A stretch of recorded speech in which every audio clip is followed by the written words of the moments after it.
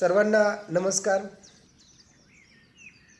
आजच्या या छोट्याशा व्हिडिओमध्ये या ठिकाणी आपण डॉक्टर होमी बाबा बालवैज्ञानिक कॉम्पिटिशनच्या संदर्भात एक बऱ्याचशा पालकांमध्ये, शिक्षकांमध्ये आणि विद्यार्थ्यांमध्ये या परीक्षेच्या संदर्भात बरेचसे संभ्रम मला वैयक्तिक पाहायला मिळाले. बऱ्याचशा विद्यार्थ्यांना या परीक्षेच्या संदर्भात नावाच्या पलीकडे काहीच माहीत नाही. याच्यामध्ये जर आपण पाहिलं तर ही परीक्षा कोणत्या विद्यार्थ्याला देता येणार आहे, ही परीक्षासाठी असणारा जो काही सिलेबस आहे आणि त्याच्याही पलीकडं ग्रेटर बॉम्बे टीचर असोसिएशन जे आहे यांचा या परीक्षेला कंडक्ट करण्यापाठीमागचा मुख्य हेतू जो आहे तो आपण या ठिकाणी आजच्या या छोट्याशा व्हिडिओद्वारे आपण या ठिकाणी पाहणार आहोत. ही परीक्षा शालेय जीवनातली सर्वात महत्त्वाची परीक्षा मानली जाते. डॉक्टर होमी बाबा ही कॉम्पिटेटिव्ह एक्झाम आहे. या कॉम्पिटेटिव्ह एक्झाममध्ये इयत्ता 6वी आणि इयत्ता 9वी या 2 वर्गासाठी ही परीक्षा आहे.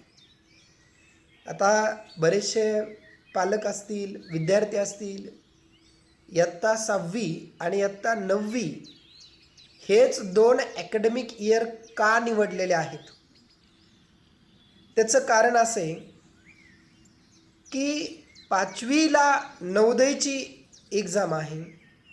नवोदयची तयारी करणारा विद्यार्थी जो आहे त्याचं बेसिक जे फाउंडेशन आहे, बेसिक ज्या संकल्पना आहेत त्या बऱ्यापैकी 5वीमध्ये कवर होऊन जातात.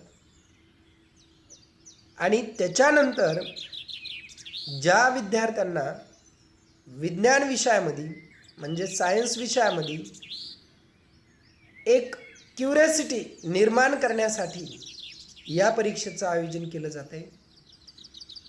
इयत्ता 6वीमध्ये शिक्षण घेणारे जे विद्यार्थी आहेत त्यांचा बौद्धिक किंवा त्यांचा जो वयोगट आहे तो या ठिकाणी ऑब्झर्वेशनचा वयोगट आहे. त्या विद्यार्थ्यांना तुम्ही जितक्या गोष्टी ऑब्झर्व करायला देताल तेवढ्या साऱ्या गोष्टी ते लक्षात ठेवू शकतात.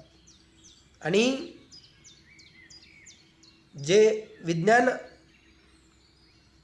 किंवा विज्ञान विषयाचे जे जाणकार लोक आहेत किंवा काही ग्रेट फिलॉसॉफर जे आहेत, जसं आपल्याकडं चार्ल्स डार्विन ज्यांना आपण फादर ऑफ इव्होल्यूशन म्हणतो, या ऑब्झर्वेशनचा आविष्कार जर पाहिला म्हणजे सायन्स जन्म कुठून घेतं तर ते ऑब्झर्वेशनमधून जन्म घेत असतं. आणि इयत्ता 6वीच्या वयोगटात 6वीच्या जे विद्यार्थी आहेत, ज्यावेळेस आपण निसर्गामध्ये जाऊ किंवा एखाद्या शहरामध्ये जाऊ किंवा एखाद्या जागेवर जाऊ तेव्हा त्यांचं ऑब्झर्वेशन जे आहे ते तुम्ही पहा. एक आपल्याला सुद्धा एक डायरेक्शन देणारं ऑब्झर्वेशन इयत्ता 6वीचे विद्यार्थी करत असतात.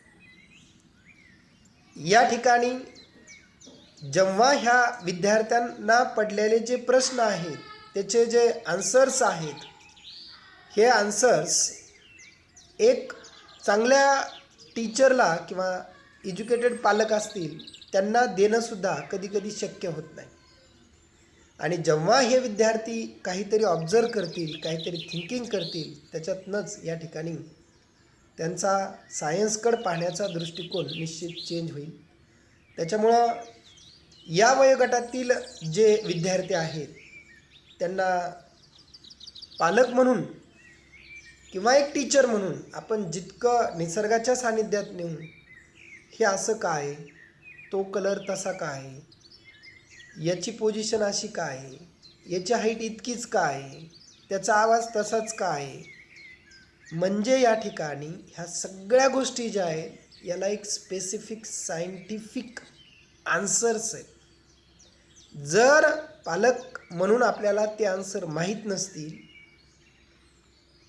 तर आपण त्याचा शोध घेतला पाहिजे. ते विद्यार्थी जे प्रश्न विचारतात त्याच्यावर आपण काम केलं पाहिजे. आणि कदाचित म्हणूनच या वयोगटातील विद्यार्थ्यांसाठी हे अकॅडमिक इयर निवडलेलं आहे ग्रेटर सायन्स बॉम्बे असोसिएशनच्या वतीने. ही परीक्षा फार काही कॉम्प्लिकेटेड नाही आहे, इतकी इझी एक्झाम आहे ही. जवळपास विद्यार्थी ही एकमेव परीक्षा आहे की या परीक्षेत विद्यार्थी सर्व अँगलनी प्रिपेअर्ड होणार आहे. आता सर्व अँगल म्हणजे काय? विद्यार्थी थेरॉटिकल तयार होणार आहे. या एक्झामचे जवळपास 4 फेजेसमध्ये ही परीक्षा कंडक्ट केली जाते. पहिली जी फेज आहे ती रिटन टेस्ट आहे, ऑब्जेक्टिव्ह असतात त्याच्यामध्ये, आणि ती जवळपास 100 मार्काची ही परीक्षा आहे. त्याचबरोबर दुसरी फेज जी आहे ती जवळपास 30 मार्काची आहे. तिच्यामध्ये प्रॅक्टिकल या ठिकाणी विचारले जातात, प्रॅक्टिकलवर काही क्वेश्चन असतात. तिसरी जी आहे जनरल इंटरव्ह्यू आहे तिसऱ्या फेजमध्ये, त्याला 30 मार्क आहेत. आणि चौथा जो आहे या ठिकाणी प्रोजेक्ट राईटअप कसं आहे, आपलं रायटिंग कसं आहे, जे आपल्याला PhDसाठी असेल किंवा या ठिकाणी सायन्समधले आपले रिसर्च पेपर असतील, हे रिसर्च पेपर कशा पद्धतीने लिहिले जातात याच्याबद्दलची एक पूर्वकल्पना त्या लेकराला चिमुकल्याला शालेय जीवनात माहीत व्हायला पाहिजे. या उद्देशाने या ठिकाणी या परीक्षेचं आयोजन केलेलं आहे. आता बरेचसे पालक असतील, विद्यार्थी असतील, याच्यापासून या ठिकाणी दूर राहतात. मग what is the purpose of our education? म्हणजे आपल्याला जे शिक्षण आपण घेलोत किंवा आपण जे ड्रीम पाहतोय, मेडिकल असेल, इंजिनिअरिंग असेल, आता नीटची परीक्षा आपण 12वी नंतर देतो. जर या परीक्षेत इयत्ता 6वीच्या विद्यार्थ्यांनी जर होमी बाबाची पूर्ण ताकद लावून जर तयारी केली तर 9वीपर्यंत त्याला सायन्सचं पुस्तक पाहायची पण गरज पडणार नाही. तो विद्यार्थी स्टेट बोर्डचा असो, CBSEचा असो किंवा ICSEचा असो.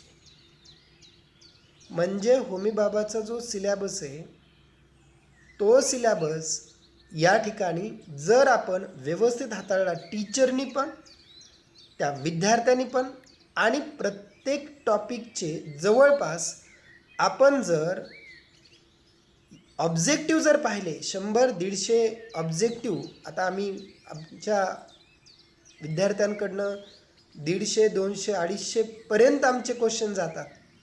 आणि ही जी एक्झाम आहे या एक्झाममध्ये ॲटलिस्ट त्या लेकराला गोल गोल काय असतात, ऑब्जेक्टिव्ह काय असतात, MCQ काय असतात, कॉम्पिटेटिव्ह एक्झाम काय असती, याचं दर्शन त्या एक्झामद्वारे त्याला होईल.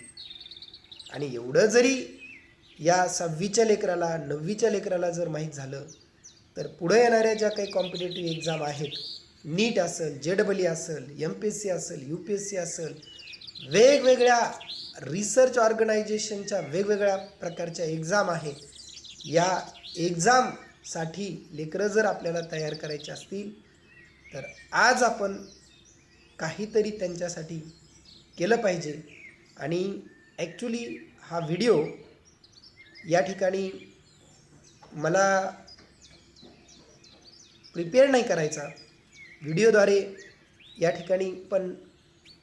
ठिकाणी जे विद्यार्थी या व्हिडिओला पाहून किंवा काहीतरी ऐकून इन्स्पायर होतील या उद्देशाने, या भावनेने मी हा व्हिडिओ टाकलेला आहे. आणि सर्वात महत्त्वाचं 9वीच्या विद्यार्थ्यांना तर काहीच अडचण नाही आहे, त्यांचा ऑलरेडी फाउंडेशन बिल्डअप असते.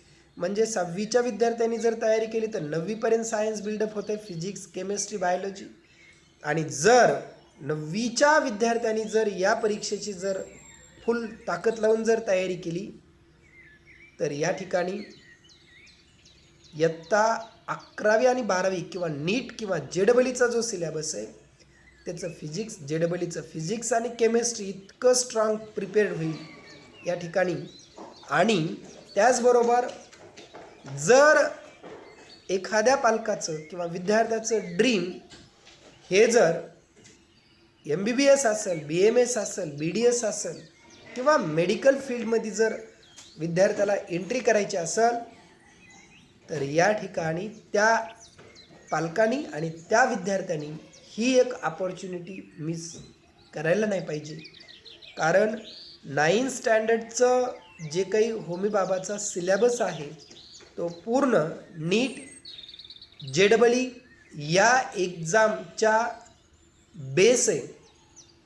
आता आम्ही 11th-12thला नीटच्या बॅचला आम्ही टीचिंग करतो, त्याच्यामुळं हा सिलेबस जो आहे हा सिलेबसमध्ये किती पोटेन्शियल आहे, कारण याच्यातनं जाणारा विद्यार्थी जो आहे तो शुअरली 500, 550, 600, 650 विदिन 675 पर्यंत पण डॉक्टर होमी बाबाचा स्टुडंट अगदी आरामात या ठिकाणी टच होऊ शकतो. पण त्याच्यासाठी ही एक त्यांच्यासाठी आलेली एक अपॉर्च्युनिटी आहे आणि ही अपॉर्च्युनिटी विद्यार्थी आणि पालक यांनी मिस करू नये. जरी आता फॉर्म नसतील भरलेले, ज्या पालकांनी समजा फॉर्म नाही भरले आणि ज्या विद्यार्थ्यांनी पण फॉर्म नाही भरलेले, अशा विद्यार्थ्यांनी आणि पालकांनी जिथून कुठून त्याचे बुक मिळतील, सिलेबस मिळेल, त्या सिलेबसला आपण फोकस केलं पाहिजे. आणि निश्चित मी पुढचा जो व्हिडिओ असेल तो या ठिकाणी एखादं सेशन जे आहे हे किती इझी आहे, हे किती सिम्पल आहे याच्यावर मी नक्की प्रकाश टाकेल. Thanks to all of you. Have a nice day. काही डाऊट असतील तुम्ही बिंदास्त न डमकता न घाबरता कमेंट बॉक्समध्ये मेन्शन करा. कुठलं आर्टिकल जरी तुम्हाला लक्षात नसेल आलं, तुम्हाला वाटते की हे आर्टिकल आपल्याला एकदम सिम्पल करून आपल्याला पाहिजे इयत्ता 6वीपासून तर इयत्ता 12वीपर्यंत, कुठलंही आर्टिकल तुम्ही कमेंट बॉक्समध्ये मेन्शन करा. मी नक्की माझ्या दृष्टिकोनातून किंवा माझ्या पद्धतीने त्याला म्हणजे तुम्हाला त्या कमेंटला आन्सर देण्याचा मी प्रयत्न करेन. थँक्यू. आणि ज्या विद्यार्थ्यांनी फॉर्म भरलेत, पालकांनी फॉर्म भरलेत, त्यांचं अभिनंदन. कारण लेकरं याच्यातनं काहीतरी नवीन शिकणारच आहेत, याच्यात काही डाऊट नाही. आणि ज्यांनी फॉर्म भरलेले त्यांनी आणखीन एक की जे काही आपले सायन्सचे बुक असतील, मराठी मीडियम असेल, सेमी मीडियम असेल किंवा इंग्लिश मीडियम असेल, CBSE, ICSE आणि स्टेट बोर्डचे जे स्टुडंट्स असतील, या सर्वांनी अगदी दमदार तयारी करा.